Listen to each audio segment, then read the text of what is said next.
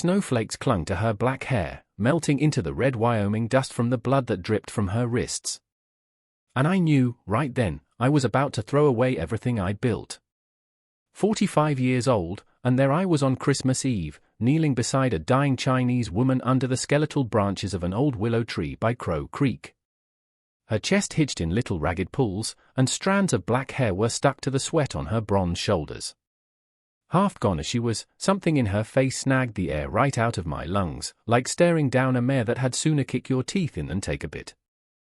Dealing with the affairs of the Chinese railroad towns wasn't my business, but as I felt for the pulse at her throat and saw the leather bindings cutting into torn skin, I heard my dead wife's voice in my memory.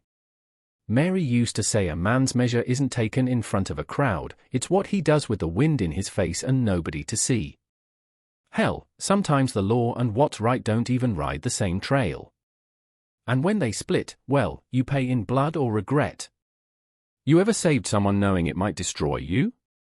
Stick around, this story gets a hell of a lot more complicated. And if you're the kind who appreciates tales from when the West was still wild, hit that subscribe button. Trust me, you'll want to hear how this ends. My ranch sat 30 miles from Cheyenne, where the prairie stretched so endless in the winter snow it made a man feel both free and small. I'd chosen that isolation after burying my wife, Mary, and our 2 children. 3 winters had passed since the blizzard swept through Wyoming like a phantom, taking everyone I loved in less than a week. Now, just the wind hissed through the grass, and the silence made it easy to blame the hurt in my ribs on thin air. I was checking the fence line near the frozen creek when I saw her, a splash of color against the white snow that didn't belong. My gelding shied hard, damn near dumped me, hooves scrabbling like he'd seen a ghost. I pulled my Winchester and approached on foot. She lay crumpled beneath that ancient willow, hands bound with rawhide. Her silk dress, the color of a winter sunset, was torn and bloody. Somebody had laid into her with a whip until the hide split, leaving purple ridges standing up like fresh-plowed furrows. Chinese, I could tell from the fine silk and a small jade pendant that had survived the assault, catching the pale afternoon sun. But it was her face that stopped me cold. High cheekbones, full lips parted over skin like polished ivory. Maybe 22, 23 at most. Young, too damn young to die like this. My practical mind catalogued the dangers. The tongs from the railroad towns ran their own brutal justice, and the local lawmen wanted nothing to do with it. Getting involved could mean death for both of us. But as I watched her struggle for each breath, I heard Mary again, and I knew I couldn't ride away.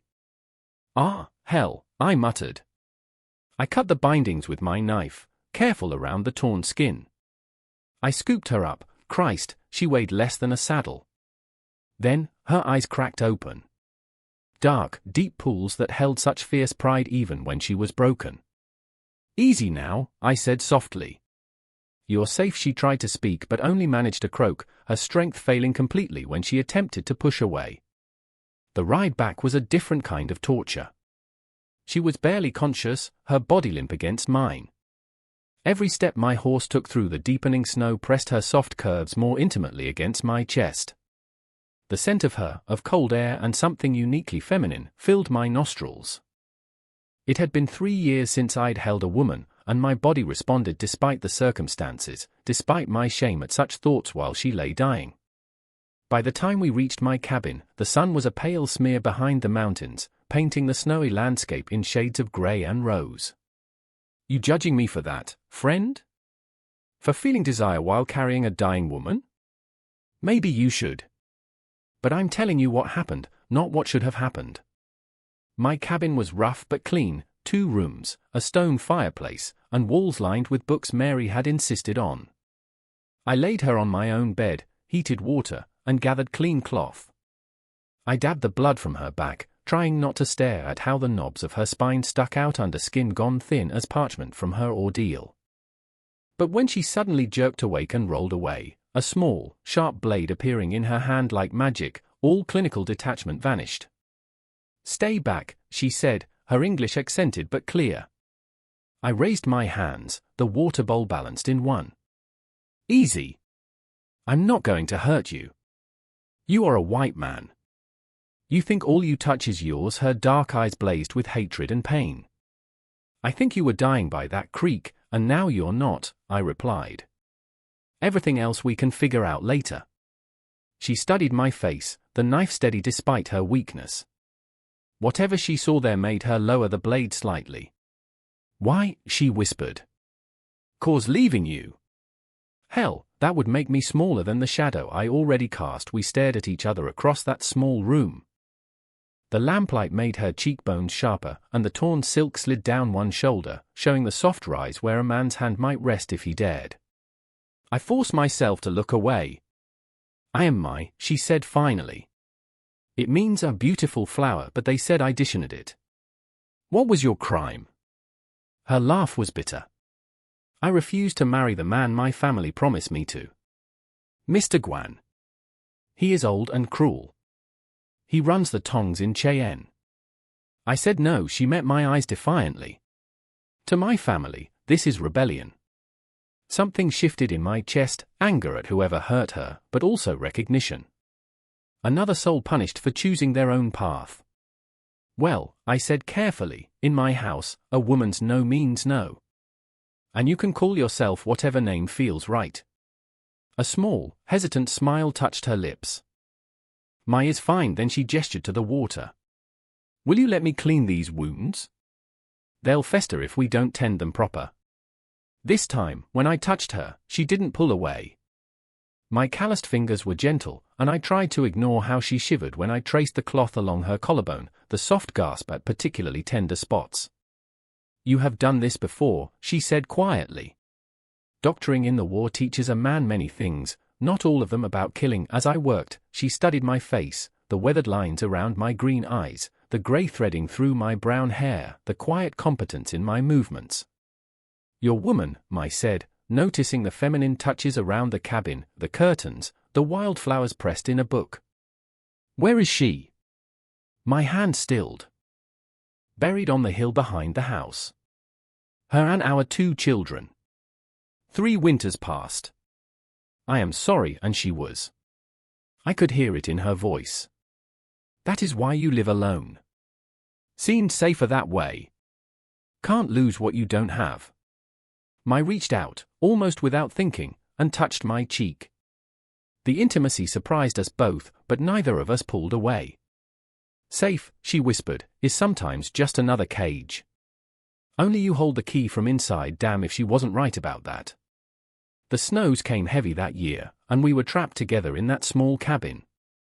In the days that followed, I proved she was more than just a beautiful face. Her hands, though delicate, were strong. She insisted on earning her keep the moment she could walk, mending my clothes with stitches so fine they were nearly invisible, grinding corn, and tending to the small indoor herb garden Mary had kept. You don't owe me anything, I told her one morning, watching her work. I owe myself, she replied without looking up. I will not be a burden to any man again. But it was the small moments that undid me. The way she hummed while working, soft melodies from a land I'd never see, that made my chest tight. How she'd stand by the window at sunset, watching the snow-covered prairie burn. A week in, she caught me staring while she stirred a pot over the fire. Our eyes met across the room, and something electric passed between us, an acknowledgement of the desire we'd both been pretending didn't exist. That evening, she prepared a stew with dried herbs she'd found. We ate in comfortable silence until she spoke. Tell me about her. Your woman. I set down my spoon. Why? Because she lives in this house still. I see her in how you fold the blankets, how you set the table. Mary. She was gentle, I said, a sad smile touching my lips. She was morning light you could wrap around your shoulders. Believed in the good in everyone. She would have liked you, I think. She always said strength and kindness weren't opposites, just different ways of caring. My watched me over her cup. And you? Do you see kindness in me? The question hung in the air like smoke. When I looked at her, really looked, I saw a woman who had survived betrayal and violence, who worked tirelessly, who could endure unimaginable pain with a spirit made of steel. I see someone who chooses to heal rather than harm, I said finally, despite having every reason to hate the world. Mai rose and moved to stand before the fire, her silhouette outlined in gold. When she began to pull the pins from her hair, my breath caught. That dark mass tumbled over her shoulders like a waterfall, and she shook it out with an unconscious sensuality. In my land, she said, turning her dark eyes on me, a woman's hair is her vow. But I am no longer of that land. And you have shown me what respect looks like. The air between us crackled. I stood slowly, every muscle aware of her nearness, the warmth radiating from her skin, how the firelight played across the hollow of her throat. My voice came out rougher than I intended. She stepped closer, close enough that I could smell the scent of herbs in her hair, see the pulse beating at her temple. Do you want me to leave when the snow's clear? God, no, the words tore from me. But I won't take advantage. She silenced me with a finger pressed to my lips. What if I am the one who wants to take? When she kissed me, it was soft at first, tentative, questioning. But when I responded, groaning low in my throat and pulling her against me, she came alive. Her mouth opened under mine, and suddenly, we were devouring each other with the desperate hunger of two people who had been alone for too long. My hands tangled in her hair while hers mapped the breadth of my shoulders. She was all soft curves and warm skin, and when she pressed closer, aligning our bodies perfectly, I thought I might lose my mind. I gasped against her throat. Are you sure? Instead of answering, she began unbuttoning my shirt, her fingers sure and swift. When she pushed the fabric aside and pressed her lips to my chest, right over my racing heart, my control shattered completely. I swept her up and carried her to my bed, laying her down like she was made of precious things. In the lamplight, she was golden and beautiful, watching me with eyes that held no fear, only want. We came together, clumsy at first, then fierce, like two people trying to crawl inside each other's skin before the world could take it all back. Years of loneliness melted away as she moved beneath me with a grace that took my breath away. When she gasped my name, her fingers digging into my shoulders, when she arched against me with that final, shuddering release, I felt something in my chest crack open, something I'd thought had died with Mary. Afterward, we lay tangled in the sheets, her head on my chest, my fingers threading through her hair. I never thought I could feel this way again, I murmured into the darkness. Mai lifted her head to look at me, and in her eyes, I saw my own wonder reflected back. Nor I, she whispered. But perhaps some things are worth the risk of feeling. You thinking I'm a fool, partner? Maybe. But when you've been dead inside for 3 years, and someone brings you back to life, you don't question it. You just hold on. Our weeks of blissful, snowbound peace ended with the thaw. Mai heard them first, her head snapping up from where she'd been mending a shirt. They have come, she said simply, the life draining from her face. I counted 3 riders cresting the hill, dressed in dark, heavy coats. At their head rode an old man whose face was a mask of cold fury. Guan. My promised husband, Mai whispered, her hand finding mine. They dismounted at my property line, a deliberate show of power. Guan walked forward alone, his expensive boots crunching in the wet snow. I seek the woman, Mai, he said in perfect English, his voice thin and sharp as a razor. The property stolen from my house. I am here, Mai stepped forward, but she stayed close to my side, a subtle claiming that wasn't lost on the old man. You dishing your family, Guan's voice was low, but carried a disappointment heavier than anger. This man has bewitched you, made you forget your duty. He has reminded me that I have a choice, Mai replied, her voice steady. Choice? His laugh was harsh. You trade your people, your blood, for the bed of a white devil. His kind built the railroad on the bones of our countrymen. The words hit like physical blows, but Mai didn't flinch. I honor my ancestors by choosing to live, not just obey. I'd stayed silent, but now I stepped forward.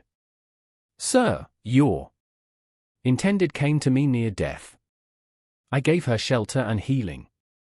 Nothing more was asked or expected. Yet you take her as your woman, Guan's eyes narrowed.